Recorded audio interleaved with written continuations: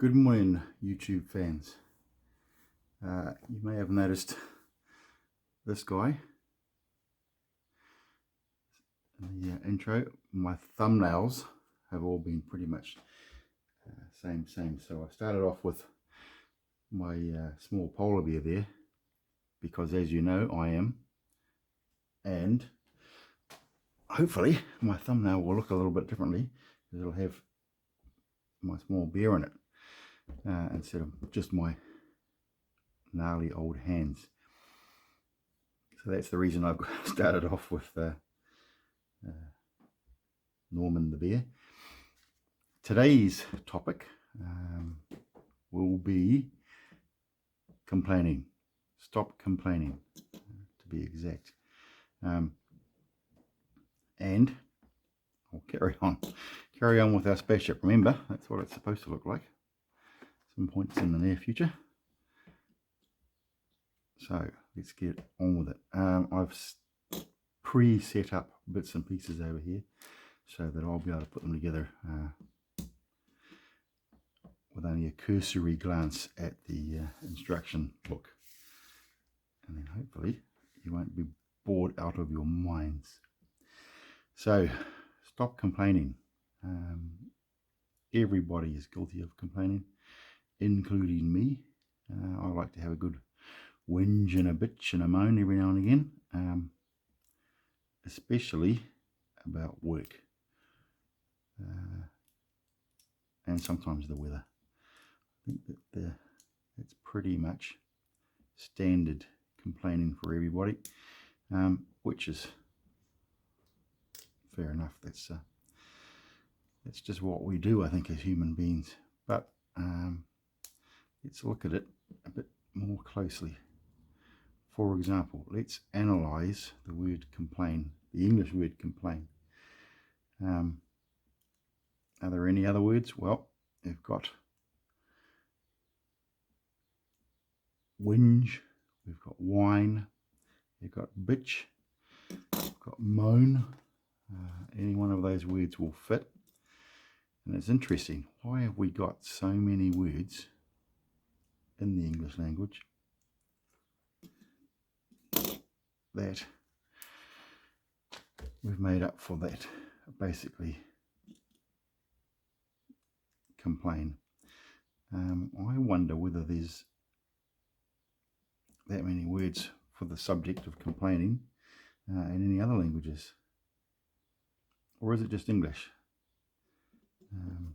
And saying that,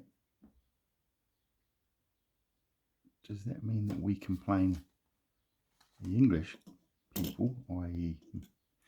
English speaking people, complain more than everybody else, or is it something else? Is there another reason for it? Don't know. I think when it comes to complaining, there's a couple of things we need to consider. For example, what are we complaining about? I mean, as I alluded to earlier, work and the weather, that seems to be a very popular one. I have been in other countries, other English-speaking countries, where people will complain about the weather.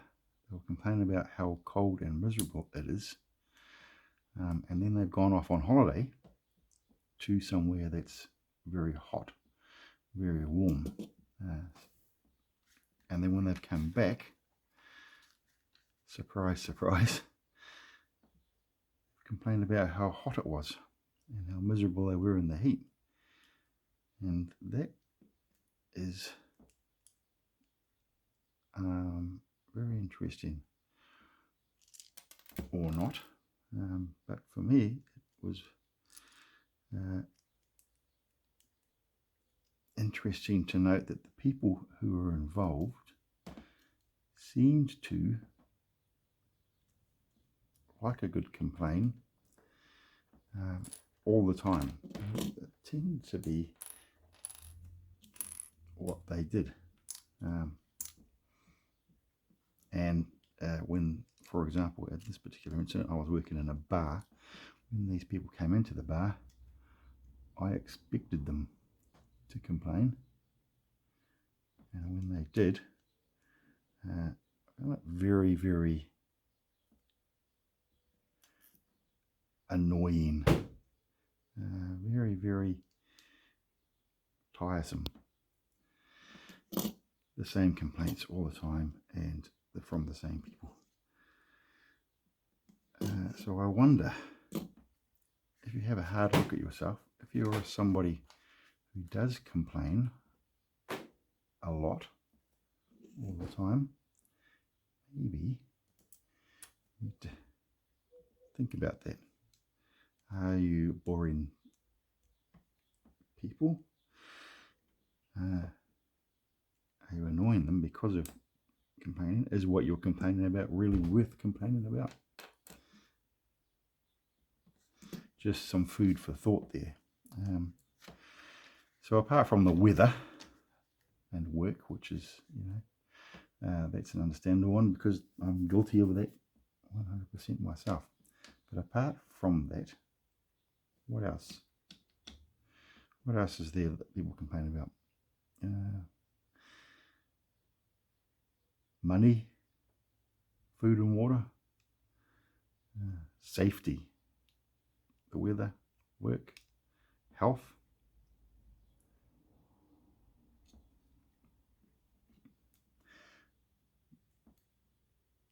And one of those things, especially the safety aspect. If you're complaining about safety, is it really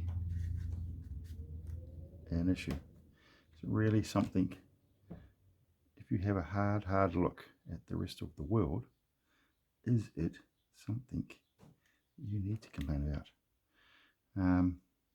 We'll get back to that one in a minute.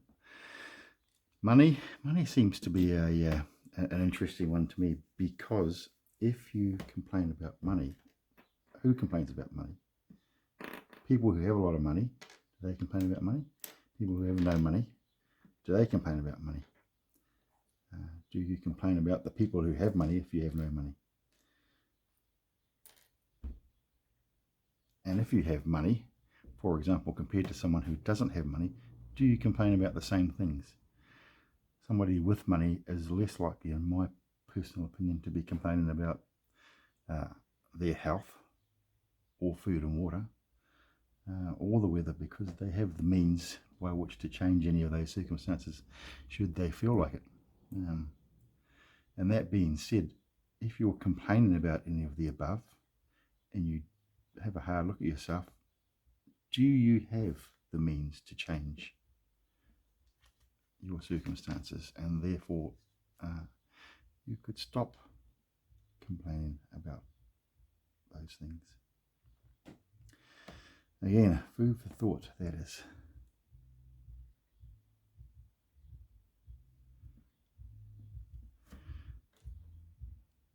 Wow, getting very close to the end. Look at this, I might almost finish it.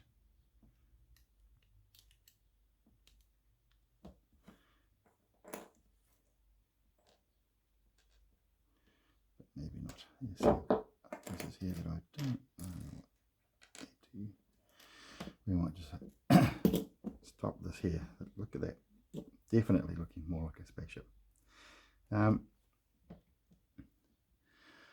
I think before you start to complain about anything, and as I said, I put my hand up, I'm guilty of this as well. Before you start to complain about anything, have a good hard look at yourself. Good hard look at yourself, your circumstances, and then maybe even further afield, have a look at the circumstances of other people in the world compared to you.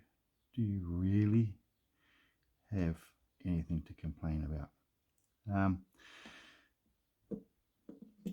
I do something every morning, and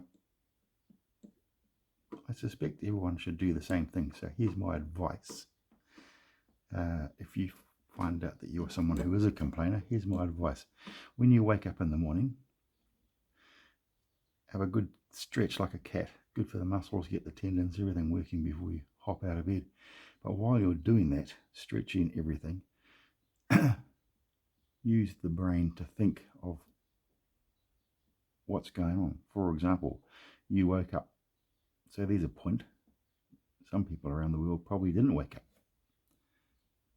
If you can hear the birds outside or noises going on inside the house, then your ears work. It's better than quite a few people in the world, I should imagine, who don't have the ability to hear anymore. You can see what's going on. That is another point. You can hear, you can see, you can wiggle your toes and you move your hands. Doing all of those things while you're lying in bed, before you even hopped out of bed, you are already very, very fortunate. And perhaps if you carry that through the rest of the day, you are less likely to complain about anything. If you go a step further than that, while you're lying in bed, wiggling your toes and your hands, etc., etc. Oh, it looks way more complicated. I wanted to pass on that one. Has anyone tried to kill you while you're lying in bed? Have you been bombed? Is there sirens going off and you immediately leap out of bed and race off? The answer is no. There is no reason why you should not be getting out of bed with a big smile on your face, happy to be alive, happy to be in the use of all your functions. When you get out of bed, do you have running water? Do you have fresh water? Can you drink it? Do you have food in the fridge? Do you have a fridge? Are you living with 36 other people crammed into a tiny little space? Are you living below ground because of what's going on in your situation around you? Again, if the answer to that is no, what have you got to be complaining about? And think back to that before you complain about anything else for the rest of the day, perhaps.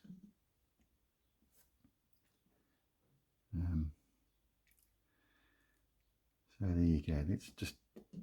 Ooh, it's probably wrong. I'll probably have to take that off later on. But anyway, stop complaining. Seriously. No one wants to hear it. No one really needs to hear it. It's a negative way to behave. You don't need to complain, just don't do it. So, yeah, I've got a bit of a quote that I found on Uncle Google, and it goes like this: the pessimist complains about the wind. The optimist expects the wind to change. The realist adjusts his sails. There you go. You can take what you like from that. Maybe it's just complete. Wait for it. And as I always say, choose to be good. So that's it from me. Is that 10 minutes? Again, I've completely forgotten to get a timer. I'm trying to check out the clock on the wall, but that's not very much use if you didn't check it before you sat down, so bugger. Anyway, oh wait, the year of the dragon. Let's get our dragons back in. Here's Lily, Daryl, and yeah, Daryl. I don't know whether that's a good name for him or not. And because it's the Lunar New Year, the Chinese Year of the Dragon, there you go. Two Western dragons and an Eastern dragon. Eastern dragons don't have wings. That's the giveaway there for Eastern dragons over Western dragons. As you might have noticed by now, I do collect dragons, so interested to see how many I've got. Will it fill up the whole screen, or will I run out? So there you go. That's the talk for today. If that was 10 minutes, then I'll be very happy about that. If it's not, then oh dear, how sad. Again, any helpful hints about YouTube videos, content, what you want me to see and what you don't want me to see? Do you want me to stop immediately because you're going to have a convulsions, well then let me know in the comments. There you go. That's it from me. Be good, be kind, bear up.